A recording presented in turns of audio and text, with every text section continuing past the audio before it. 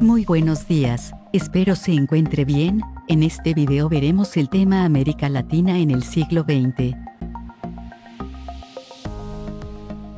Modelo agroexportador. Se sustenta en la producción y exportación de productos del sector agropecuario y minero. Se especializa en uno o pocos productos, por ello, se le conoce como de monocultivo. La base de este modelo es el latifundio.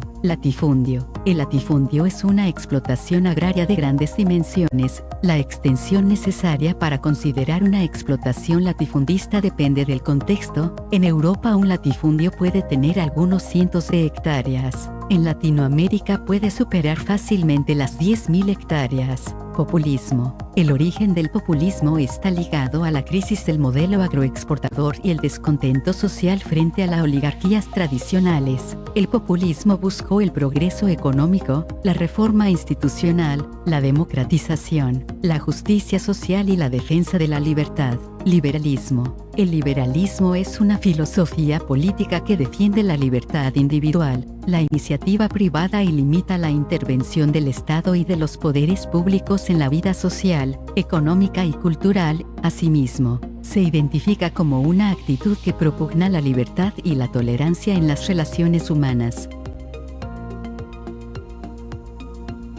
Reformismo. El reformismo es un tipo de movimiento social y político que generalmente apunta a realizar cambios graduales a fin de mejorar un sistema, proyecto o sociedad. Esos cambios se refieren generalmente solo a ciertos aspectos, a veces necesarios o fundamentales, más que a la totalidad, lo que lo diferencia tanto de posiciones hipotéticas como reaccionarias. El reformismo latinoamericano tomó fuerza a partir de 1940, al lograr una mayor participación del Estado en la solución de los problemas económicos y sociales, se buscaron reformas para redistribuir la riqueza. Como consecuencia se desarrollaron algunos cambios en las áreas del trabajo, la salud, la educación y la reforma agraria que afectaron los intereses de las transnacionales. Antiimperialismo. El antiimperialismo es una posición política surgida a finales del siglo XIX que se caracteriza por una categórica oposición al imperialismo.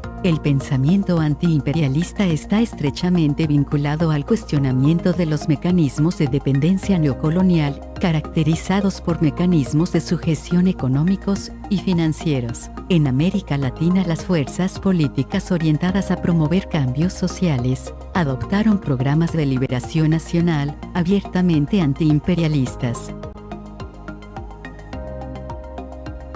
La Revolución Mexicana. Recién iniciado el siglo XX, en México se lleva a cabo un proceso de descontento social que se fundamenta en la situación que imperaba en ese país, el descontento que desencadenaría años más tarde en una lucha armada, que culminó con la Revolución Mexicana de 1910, una larga dictadura en la figura de Porfirio Díaz, un gobierno de 34 años en que los beneficios de esta administración los disfrutaba un pequeño grupo que era representado por la oligarquía del país e inversionistas extranjeros. Por su parte, las clases populares eran reprimidas, con bajos salarios y un deficitario nivel de vida. El problema agrario que enfrenta este país, debido a que miles de hectáreas de terreno pertenecían a grandes terratenientes, y el pueblo carecía de espacios para cultivar. El deseo de Porfirio Díaz de continuar en el poder, al hacerse reelegir por octava ocasión a la presidencia del país, en una campaña electoral caracterizada por el fraude.